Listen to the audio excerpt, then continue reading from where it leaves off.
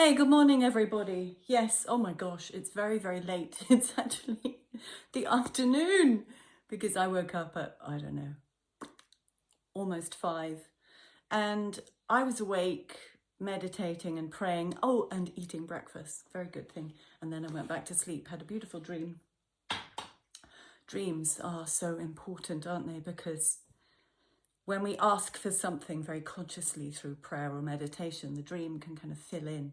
And the dream was encouraging me to collect information, testimony actually, about me to pass on to others who weren't aware of who I was or of my integrity or of my achievements, because they had just heard maybe rumors or nothing much about me. So it was like the dream was a kind of resume gathering dream with lots of lovely things. There was a beautiful woman there who I used to adore from my childhood. She knew about joy. Patricia Lacey, wonderful, wonderful person.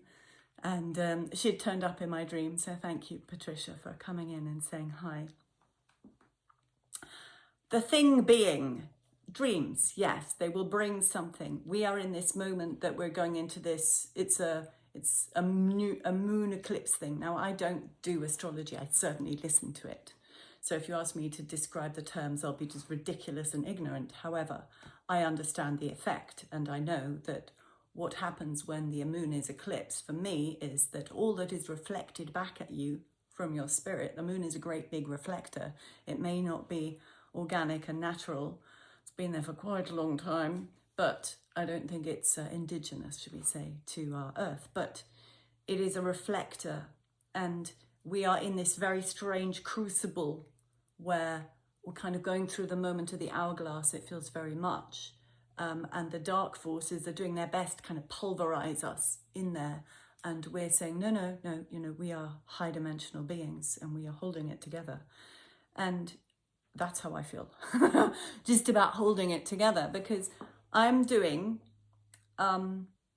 looking for a new wonderful job in the United States. I am self-sponsoring myself. It's a special petition where you show how brilliant you are. And that costs money. And then I am organizing the move of my belongings, and I have enough to furnish a proper house, as you would think you might at this age.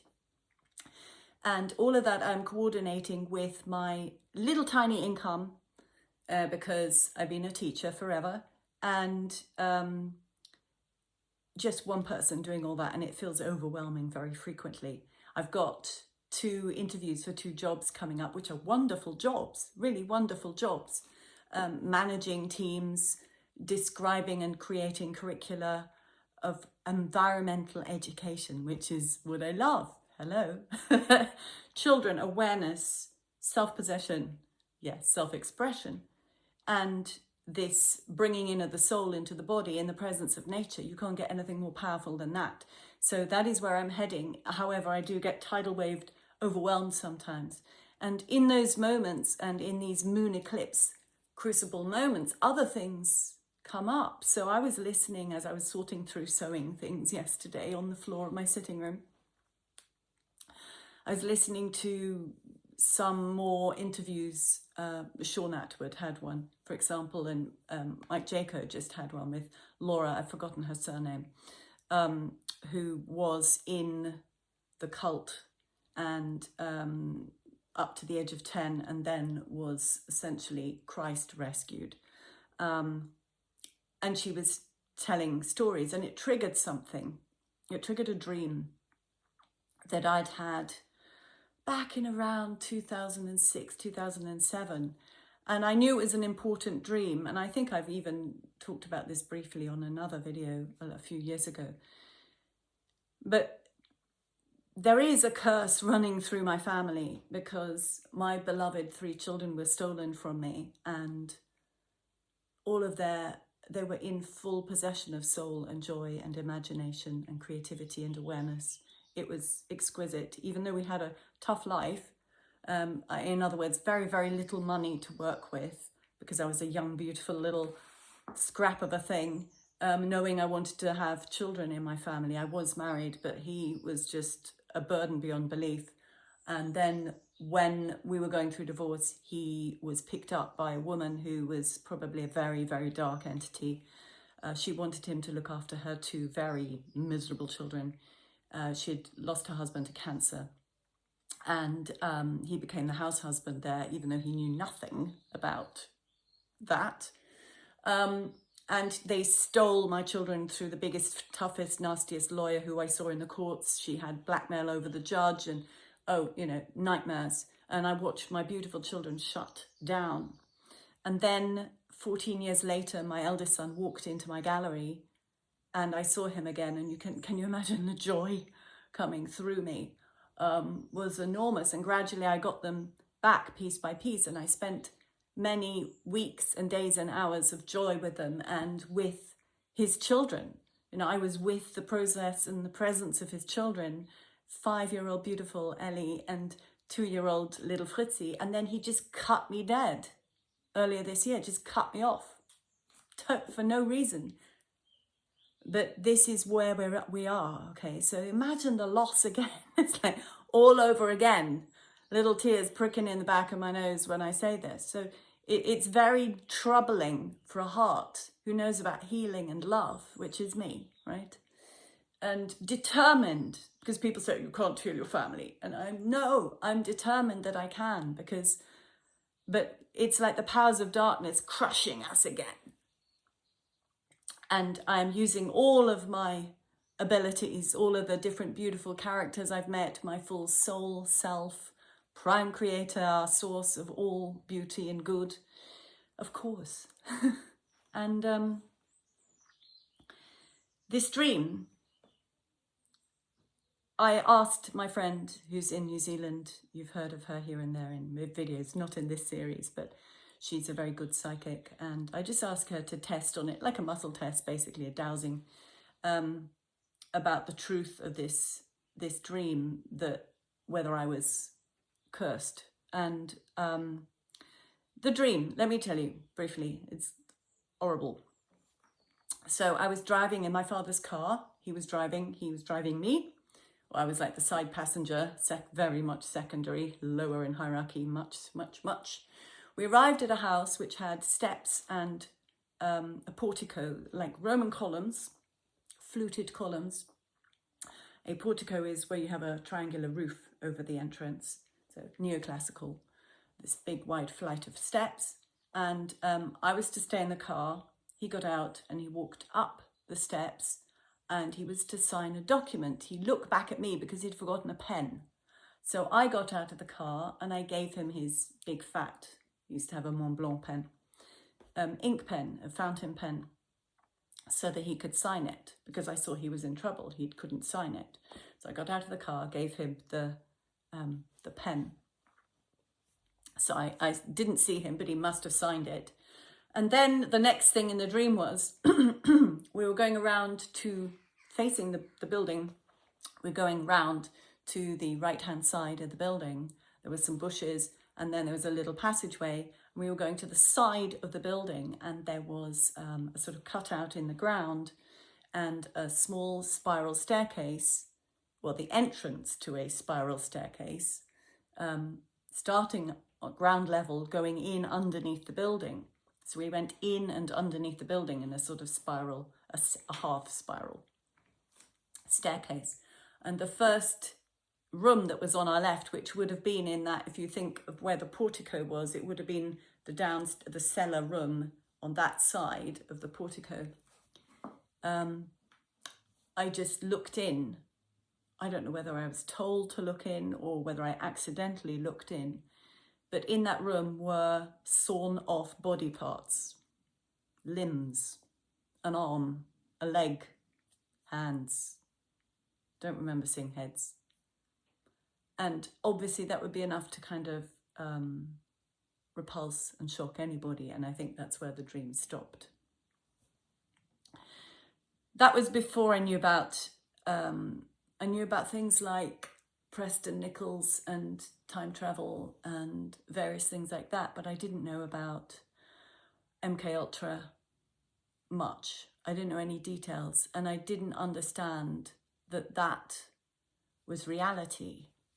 that stuff happens, that human beings are dismembered upon threat if they don't do something that they're asked to do. I just said that at 1:07, that's interesting timing. And so it was a real thing. And so he took me there. Now, when I was 15, I'd just finished my GCSEs, my O-levels, and I went on holiday with my father. He took me on holiday, and he took me to Portugal, and it was very exciting. I'd never been to Portugal before. I'd never been on holiday with my father alone, and we rarely went on holiday anyway. It was extraordinary. He had separated from my mother by this time, and so I was very excited. You can imagine I had sort of long, dark blonde, that's my original colour in there, just about, hair, and I was probably had a beautiful figure because I was a dancer. I remember wearing this amazing blouse I'd picked up in Cambridge because I had a boyfriend there, which was like a proper shirt, but it was made of silk organza, dark blue silk organza with little golden buttons. It was amazing, but it was transparent. So I had my little bikini top on. I remember that was like aqua green, blue aqua, and this beautiful blouse on. It was very hot, obviously. And then I had this antique silk skirt from my grandmother, which was a sort of aqua silk, greeny more, and it had lots of tassels, little knots and tassels. So I'd knotted it together at my hips so you could see the flesh a little bit through. And I had my bikini bottoms on, of course. So I had this little short skirt with long tassels. So short skirt, long tassels. And obviously it felt great and fun, but it was probably a little bit too sensual to be going on holiday with your father. I don't know what my father was up to. I think he was innocent in these things, but I think he got himself into some very bad people. And I remember I was playing secretary for him in the car, just sorting out things for him, papers and organizing appointments that he wanted to go to. He was seeking out developers who wanted to possibly develop a golf course over there. And we went to visit a banker, and it was very boring for me. Again, I stayed in the car most of the time, but I did come out briefly. There's a lot of things I don't remember from that holiday.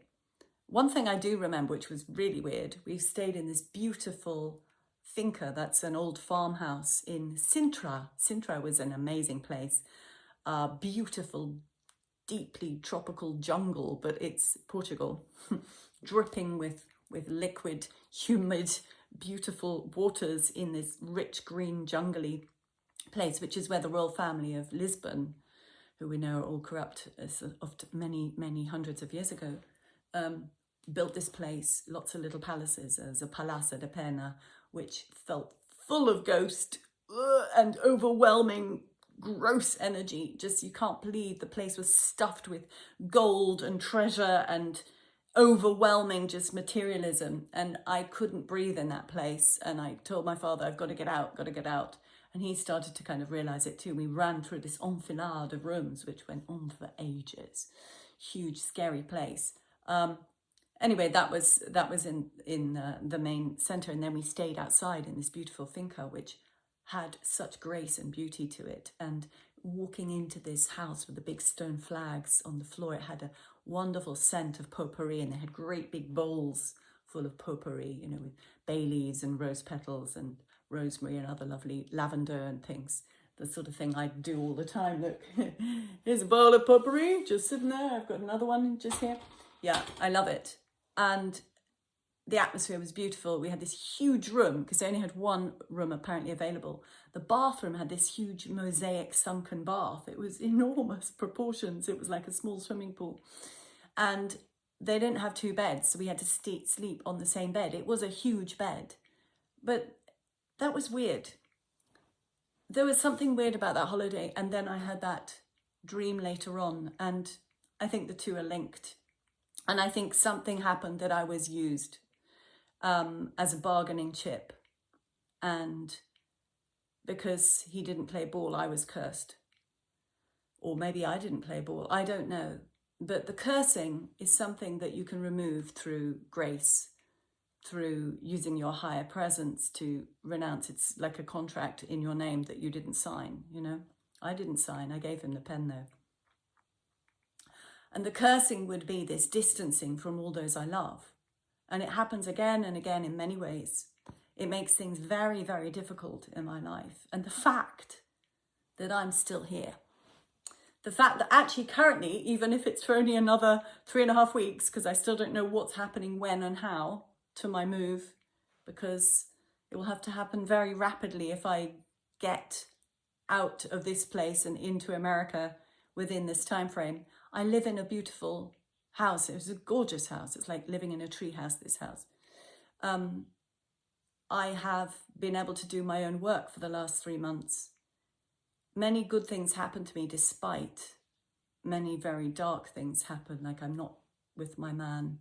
There's been a pain, deep, deep pains in there and many things. So it's almost like this is a congratulatory video to me, but it's also a bringing to awareness that these things happen. They happen on very deep layers and levels. And sometimes it takes listening to someone's video to recall a dream, to get it tested, to realize that that connects to that, connects to that, connects to that. Because this is the time of revealing and repealing, removing anything which is an obstacle to us, removing any instrument of darkness from within our realm. So on that note, I leave you with that little story 2 or 3 and call in your full soul presence. Call in your friends, call in Jeshua, Christ, Jesus, and Magdalena. Ask for help. Call in prime creation, prime creator, that which creates all of us, and invoke all of the help, all of the power, all of the goodness, all of the removal of ancient and dark curses from all of our lives and presence, but from yours. Do it. There may be something in there that's hidden, secret. Call it in and call in like this. I call in all power of good to remove, for now and forever, all dark curses imposed upon myself and my family.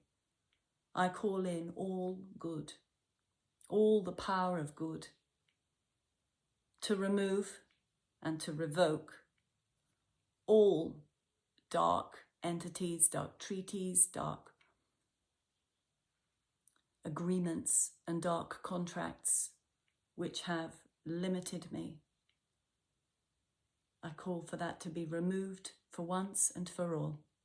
I call in prime creation. I call in prime creator and all the power of good and love to remove and revoke from this moment forward for all time, all dark contracts, curses, and limitations upon my life and that of my family. And so it is. And so it is. And so on that note, 109876543321, I leave you on this little morning, day 7. I am Dr. Isabel M.A. This is activating our human potential because these things go on and we need to clear to be true, full, empowered beings who, yes, can create whatever we need to, whatever we desire that is good, bringing love and awareness to this world. And so it is. I leave you. Ciao, ciao, ciao.